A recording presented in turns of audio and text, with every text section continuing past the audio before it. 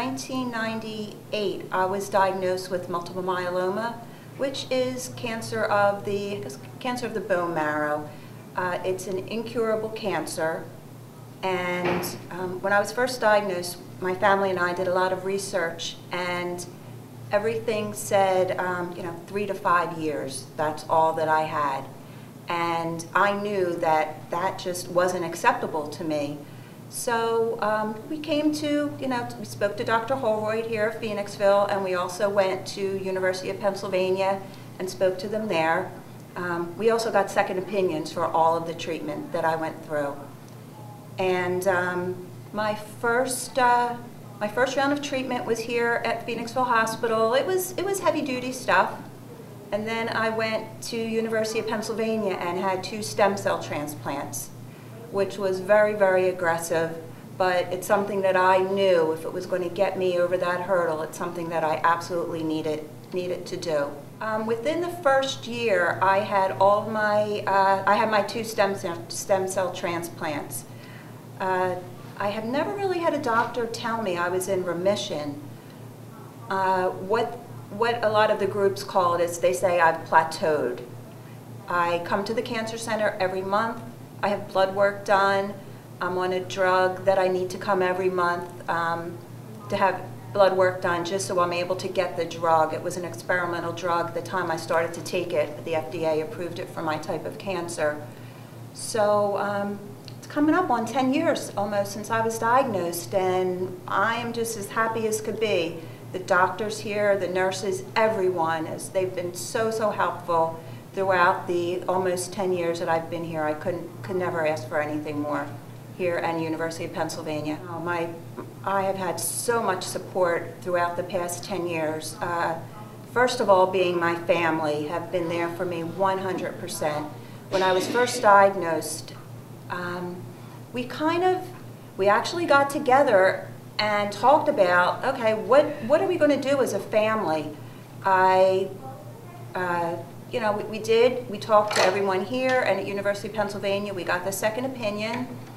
Once we talked about what strategy we were going to use regarding treatment, I went to a nutritionist. I changed my diet completely, and I took time out for myself, which was really important. Before I was diagnosed, I worked so many hours. My life was so, so hectic. And I realized then, when you get a scare that you have a cancer there's no cure for, multiple myeloma, you really, really change your priorities.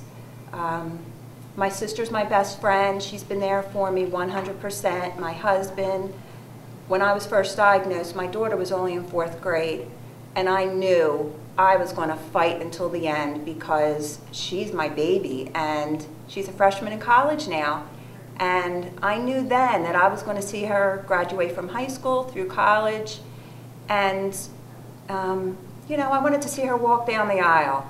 It was an illness. That's how we looked at it. It wasn't something that was going to get the best of me. It was something that I was going to get through.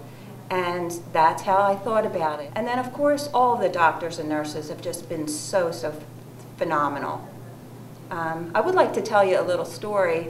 When I was first diagnosed and I came to the hospital, my very first round of treatment was 4 days straight, 24 hours of chemotherapy. So it was heavy duty here at Phoenixville. My mother came to the hospital to see me that very first night, and she gave me a card and a box, and it was my bumblebee pin, my bumblebee charm, which I never ever take off. And in the card she wrote that highly educated scientists and engineers studied the bumblebee, but the bumblebee really shouldn't be able to fly because its body is too fat and its wings are so thin. But no one ever told the bumblebee that it couldn't fly. It just flies, it just does it. So when I'm in life and when I'm going through all of these treatments, no matter what I read and what the doctors may tell me, don't listen to anyone. Just be like the bumblebee and just do it. to have the determination and the willpower and the strength to be like the bumblebee and just do it.